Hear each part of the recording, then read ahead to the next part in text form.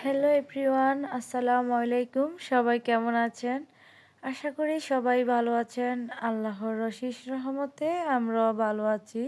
চলে আসলাম Muskan family blog থেকে। আমি মুস্কানের মাম্মি বলছি। এই তো পৌষ মাস মানেই হলো শীতের মাস। পৌষ মাসের প্রথম কয়েকদিন কিন্তু শীত ছিল না, কুয়াশাও ওইরকম ছিল না। কিন্তু কয়েকদিন যেতে না যেতে দেখেন কতটা কুয়াশা। বেলা অনেক হয়েছে, 8টা 9টা বাজে, এত কুয়াশা ছিল। আর এত শীতের মধ্যে সবচেয়ে বেশি বাচ্চাদেরকে নিয়ে অসুবিধা হচ্ছে। আর আজকের আমার ভিডিওটা কিন্তু অনেক কষ্টের, কারণ আমি যাদের সাথে এই 7 বছর ছিলাম একসাথে, আজকের পর থেকে তাদের সাথে আর টানা থাকা হবে না। বিশেষ করে খারাপ লাগছে আমার হাজব্যান্ডের জন্য আর আমার এই বেডরুমের জন্য। আসলে একটা সংসারের জন্য অনেক শখ করি, অনেক কিছুই কেনাকাটা করেছি, সেটা একমাত্র আমিই জানি। আর হাজব্যান্ডেরও অনেক সাপোর্ট ছিল। আর আমার প্রত্যেকটা কাজেই আমার হাজব্যান্ডের সাপোর্ট ছিল। সাপোর্ট ছাড়া কিছুই হয় না। ওনার সাপোর্টে আজকে আমার এত দূর আসা। ওনাকে অনেক অনেক দোয়া করি, আল্লাহ যেন ওনাকে ভালো রাখে, সবসময় যেন ভালো থাকে। আমি আসার আগে আমার পুরো বেডরুমটা আমি সুন্দরভাবে গুছিয়ে যাচ্ছি। ওয়াশরুম, বেডরুম দুটোই সুন্দরভাবে ক্লিন করে যাচ্ছি, যেন আমার হাজব্যান্ডের ওইরকম অসুবিধা না হয়, উনি যেন স্বস্তি ফিল করে, তার জন্যেই। এই যে এদিকে আমার ছেলে রেডি হয়ে গেছে, সে তার দাদাভাইয়ের সাথে মাহফিলে যাবে। মানে দুপুরে একটা খতম ছিল আমাদের বাজারে, অনেক বড় আকারে খতম ছিল, সে ওখানে যাবে। আর তাদের তো একটাই স্বভাব, বারবার এক পাঞ্জাবি পরা। আমার ছেলে মেয়ের এই দুইটা স্বভাব, ওরা বারবার মানে সেম পোশাকই পরে, কেন জানি বুঝি না। ওর অনেক পাঞ্জাবি, কিন্তু ও বারবারই এই পাঞ্জাবিটাই পরে। আর বাচ্চাদের সাথে তো জোর করা যায় না। এই যে এদিকে আপনাদের সাথে এই ফার্নিচারগুলো একটু শেয়ার করে নিচ্ছি। আজকে সকালে সবগুলা ফার্নিচারে আমি নিজ হাতে ক্লিন করলাম, কারণ আগে সবসময় আমি এগুলা পরিষ্কার করতাম। তাই ভাবছি যাওয়ার আগে আবারও নিজের শখের ফার্নিচারগুলো একটু ক্লিন করে যাই। এই যে আমার বেসিং, আমার অনেক পছন্দের এবং শখের এই বেসিংটা ভালোভাবে সুন্দরভাবে ক্লিন করে নিলাম। সকালে অনেক পানি ঘাটাঘাটি করেছি, পরে আবার গলা ব্যথা শুরু হয়ে গেছে। আমি এই বাসার সব কিছুই অনেক বেশি মিস করব, তার জন্যেই খারাপ লাগতেছে আমার আরও বেশি। প্রত্যেকটা জিনিসে আমি অনেক চয়েস করে কিনেছি। সমস্যা নেই, এখানে আমার শাশুড়ি আছে, উনি সব কিছুই সুন্দরভাবে দেখে শুনে রাখবে। ওনার উপরে আমার বিশ্বাস আছে। ভাবছিলাম আজকে আপনাদের সাথে আমাদের কিচেনটাও শেয়ার করব, কিন্তু কিচেনের মধ্যে আমার শাশুড়ি পিঠা বানাচ্ছে, তাই কিচেনটা একদমই এলোমেলো ছিল। মানে পুরো কিচেনের অবস্থা খারাপ ছিল, তার জন্য আর ভিডিও করে শেয়ার করতে পারি নাই।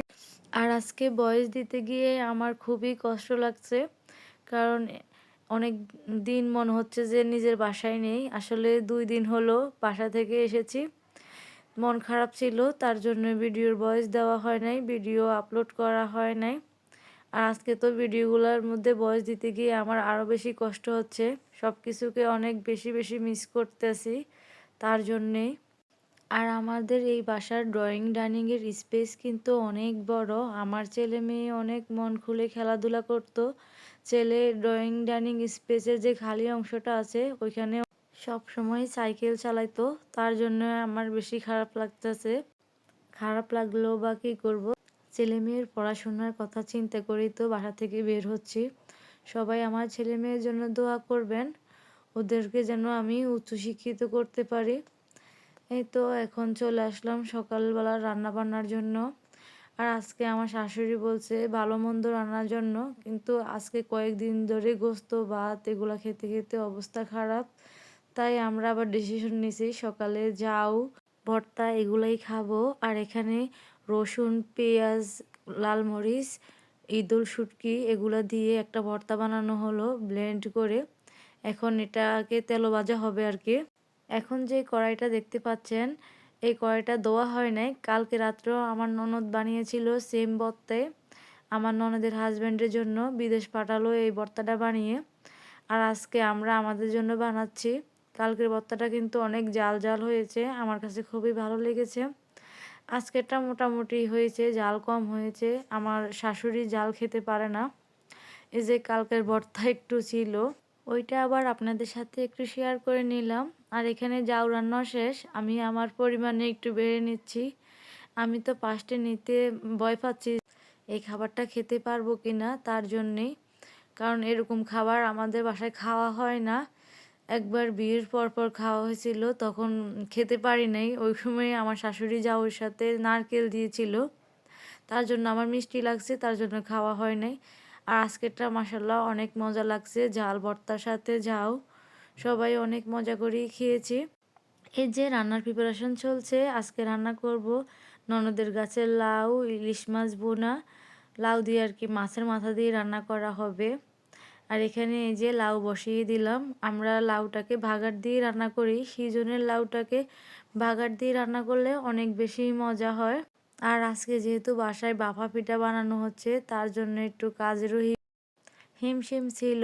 আমার শাশুড়ি তো বলতেছে আমরা কি খাবো না খাবো, আমার ছেলে মেয়ে কি খাবে না খাবে ওইগুলা তৈরি করার জন্য। আর অন্যদিকে তো আমার অনেক মন খারাপ ছিল, কারণ কি রান্না করব, চলে যাব সেটা ভেবেই খারাপ লাগতেছে। বিশ্বাস করেন এই ভিডিওটার ভয়েস দিতে গিয়ে আমার যে কতটা কষ্ট হয়েছে সেটা আমিই জানি। অনেক স্ট্রং হয়ে আমি ভয়েসটা দিয়েছি। আসলে মন খারাপ করিও বা কী করব, বাস্তবটাকে বেছে নিতে হবে, এটাকে মানতে হবে। আমি আর এখানে থাকবো না, সবার কাছ থেকে দূরে থাকতে হবে, মনকে স্ট্রং করে রাখতে হবে। এই যে আপনাদের সাথে মনের সব কথা বলতে বলতে আমার রান্না প্রায় শেষ। এখানে আমি ইলিশ মাছটা ভুনা করে নিয়েছি। এই যে মাছের মাথা দিয়ে লাউ রান্নাও শেষ। সবগুলা তরকারি কিন্তু খেতে অনেক বেশি মজা হয়েছে। আসলে শীতকালীন সবজি কিন্তু অনেক অনেক মজা। সবাই শীতকালে সবজি বেশি পছন্দ করে। আর এদিকে দোকানের ছেলেদের জন্য ডিম দিয়ে আলু রান্না করা হচ্ছে। তারা আবার ইলিশ মাছ খায় না, তাদের আবার অ্যালার্জির সমস্যা। তাদের জন্য এখানে ডিম দিয়ে আলু রান্না করা হচ্ছে। এই তরকারিটাও কিন্তু অনেক মজার। যখন কিছু থাকে না ঘরে, তখন কিন্তু এইভাবে রান্না করা হয়।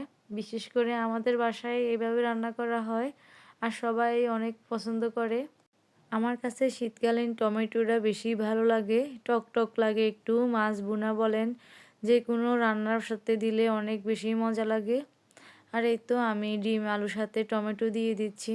ডিম আলুর সাথে টমেটো দিয়ে অফ ক্যামেরাতে ভালোভাবে রান্না করে নিলাম।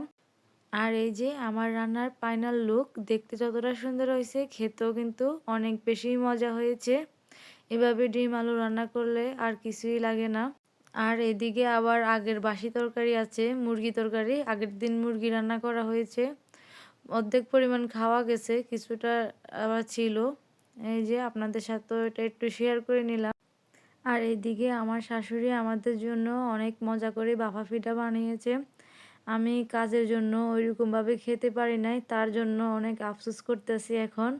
এখন না আমার খুবই খেতে ইচ্ছে করতেছে, কিন্তু এখন তো এই পিঠা আর নেই, শেষ। এই তো আজকের ভিডিওর মূল অংশে চলে এসেছি এখন। আর বিদায় মুহূর্তটা ভিডিও করতে পারি নাই, কারণ সবাই তখন কান্নাকাটি করতেছিল। আমি, আমার শাশুড়ি, ননদ অনেক কষ্ট পেয়েছি, কারণ তাদের সাথে অনেক দিন ছিলাম। আমার শাশুড়ি ননদ অনেক কান্নাকাটি করছে বাচ্চাদের জন্য, আমাদের জন্য। আমারও অনেক খারাপ লাগছে তাদেরকে ছেড়ে যেতে। এই যে এখানে আমার হাজব্যান্ড আমার ছেলে মেয়ের জন্য হেলদি ইস্ট থেকে 2টা পিনাট বাটার অর্ডার করেছে। আমার ছেলে মেয়ে তো এই পিনাট বাটারগুলো পেয়ে অনেক খুশি। এই তো আজকের ভিডিওটা এ পর্যন্তই। সবাই ভালো থাকবেন, আমাদের জন্য দোয়া করবেন। আল্লাহ হাফেজ।